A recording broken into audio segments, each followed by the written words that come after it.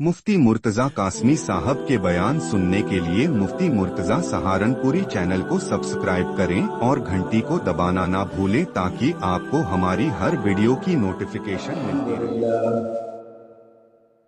अल्हम्दुलिल्लाह नहमदुहु व नस्तईनुहु व नस्तगफिरुहु व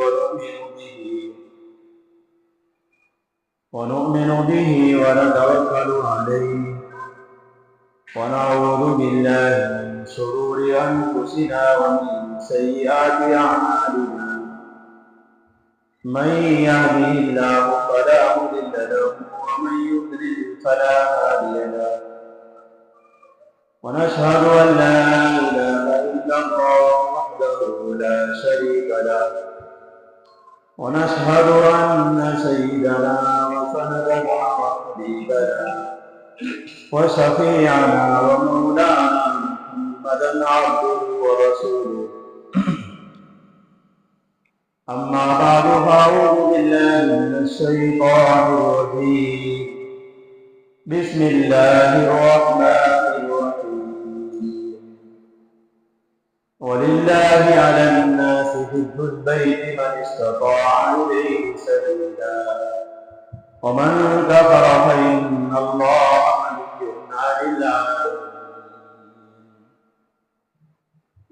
وقال الله تعالى والفجر وليال عشر صدق الله ومولانا العلي العظيم وصدق رسوله النبي الكريم ونحن على ذلك لمن الشاهدين والشاكرين والحمد لله رب العالمين. سبھی عقیدت و محبت میں عبادت سے بن کر کے اللهم صل على محمد وعلى آل محمد كما صليت على إبراهيم وعلى آل إبراهيم إنك حميد مجيد.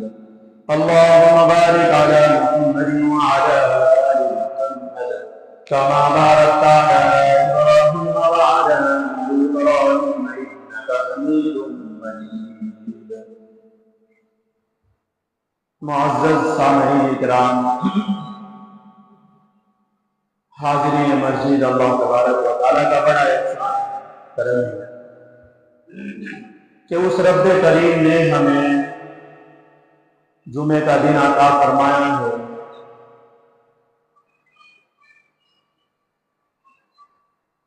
محترم حضرات، آج جو ہے ذی الحجہ کی 2 تاریخ ہو چکی ہے اور ان 10 دنوں کے اندر جو ہے اللہ نے 5 عبادتیں دی.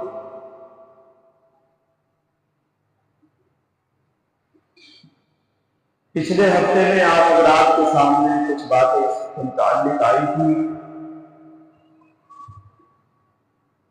کہ کچھ اللہ کی جمالی عبادتیں ہیں اور کچھ جلالی عبادتیں. جلالی عبادتیں نماز ہے، زکوٰۃ ہے، اس کی تفصیل آپ کے سامنے آئی تھی. اور اللہ تبارک و تعالیٰ کی کچھ عبادات جمالی ہے، جیسے رمضان المبارک کے روزے کہ اللہ کے جمال کا عالم یہ ہے کہ روزہ رکھ کر کے اگر کوئی بھول سے پیٹ بھر کر کھانا کھانا تو اللہ تبارک و تعالیٰ یہ کہتے ہیں پھر بھی قبول کر لو. روزہ رکھ کر پیٹ بھر کر بھول سے کھانا کھانا، اللہ کا جمال یہ ہے پھر بھی قبول کر لو گا تیرا روزہ. پیٹ بھر کر تو پانی پی لے بھول سے پھر بھی تیرا روزہ قبول کر لوں گا، یہ اللہ کا جمال. اور روزے دار کے لیے اللہ کا جمال یہ ہے کہ روزہ رکھنے کے بعد افطار کے وقت روزے دار کو 2 خوشیاں ملتی. ایک خوشی تو اس کو اس بات کی کہ اللہ تبارک و تعالیٰ کا جو حکم تھا اور اس کو پورا کر کے یہ پانی پی رہا ہے، کھانا کھا رہا ہے، تو اس کو بڑی خوشی ہوتی۔ اور دوسری خوشی یہ ہے کہ اللہ تبارک و تعالیٰ سے اللہ تبارک و تعالیٰ اس کے روزے کا بدلہ، تو یہ اللہ کی جماعت کی عبادت ہے۔ اور رمضان المبارک کے روزے رکھنے کے بعد اللہ تبارک و تعالیٰ اسے کہتے ہیں، اللہ کے جمال کا عالم یہ ہے کہ روزے کا جو ثواب ہے مالک خود عطا فرمائے۔ نماز کا ثواب فرشتوں سے دلوائیں گے، زکوٰۃ کا ثواب فرشتوں سے دلوائیں گے، لیکن جب روزے کی باری آئے گی تو اللہ تبارک و تعالیٰ اسے خود عطا فرمائے۔ یہ اللہ کا جمال ہے، اللہ کی محبت ہے۔ اور رمضان المبارک کے روزے رکھنے کے بعد پھر شوال جو شروع ہوتا ہے اس میں حج کے ایام شروع ہو جاتے ہیں۔ جیسے رمضان المبارک کا مہینہ اللہ کے جمال کا عالم اور اللہ کی جمالی عبادت ہے، ایسے ہی حج بھی اللہ کی جمالی عبادت ہے۔ اور یہ رمضان المبارک کے فوراً بعد شروع ہو جاتے ہیں حج کے ایام۔ کیوں؟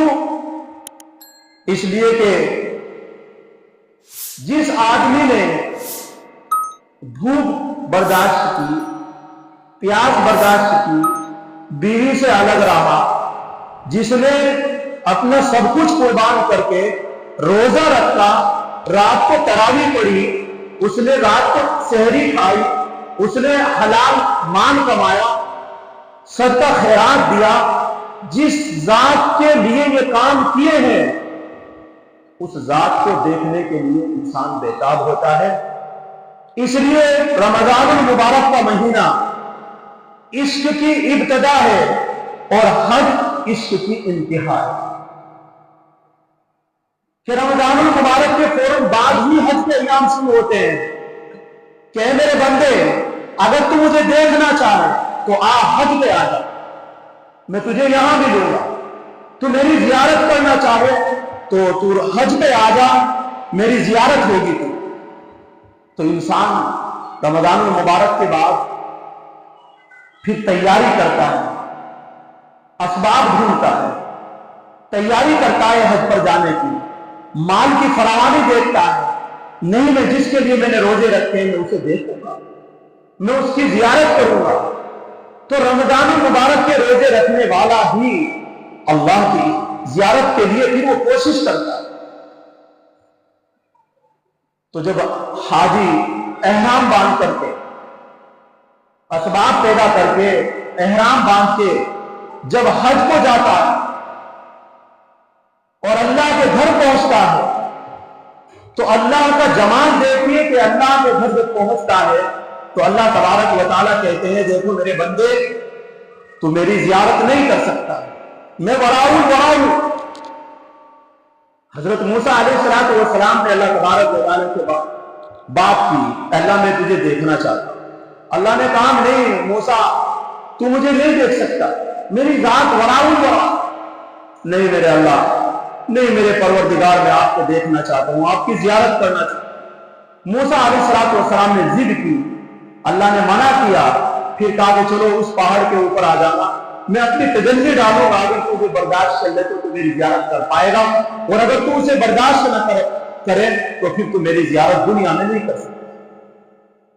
تو حضرت موسیٰ علیہ السلام واقعہ آپ نے سنا، جب پیغمبر اللہ کی زیارت نہیں کر سکتے ہیں دنیا میں رہ کر کے، تو میری اور آپ کی کیا حیثیت؟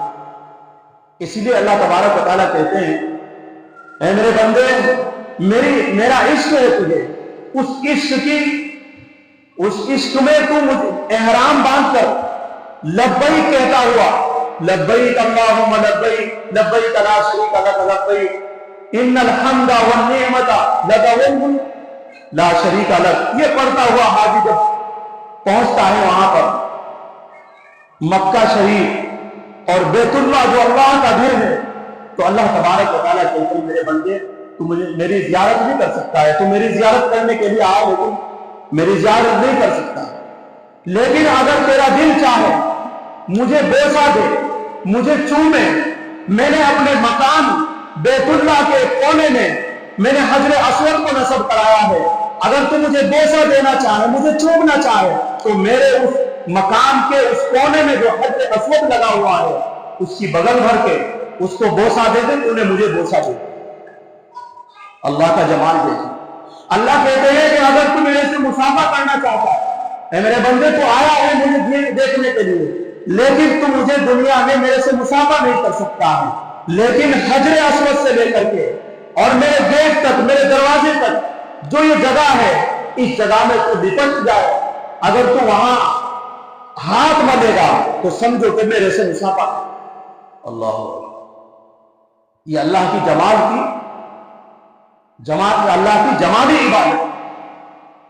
پھر اللہ تبارک و تعالیٰ کہتے ہیں کہ اگر تو مجھے ڈھونڈنا چاہے تو میرے گھر کے طواف، میرے گھر کا چکر لگا، کیونکہ دنیا میں دیکھا ہے جب کسی کو کسی سے عشق ہوتا ہے تو اس کے مکان کے چکر لگاتا ہے، اسے دیکھنے کے لیے ڈھونڈتا ہے۔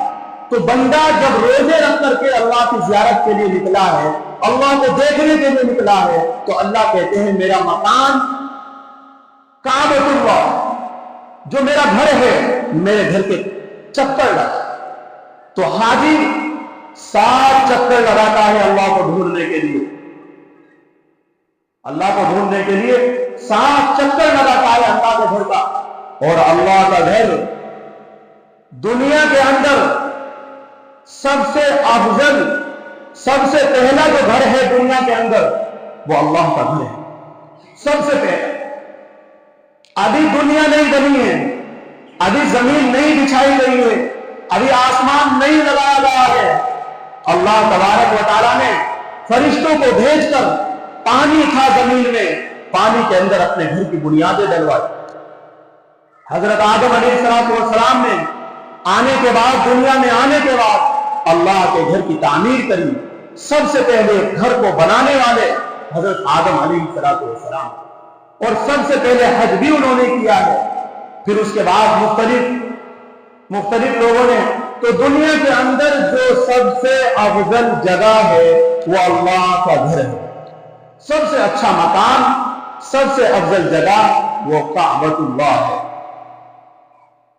لیکن زمین کے اندر سب سے افضل جو جگہ ہے وہ کون سی جگہ ہے؟ جس میں میرے اور آپ کے نبی حضرت محمد صلی اللہ علیہ وسلم جس زمین کے اوپر سوئے ہوئے ہیں، وہ زمین کعبۃ اللہ سے بھی افضل ہے۔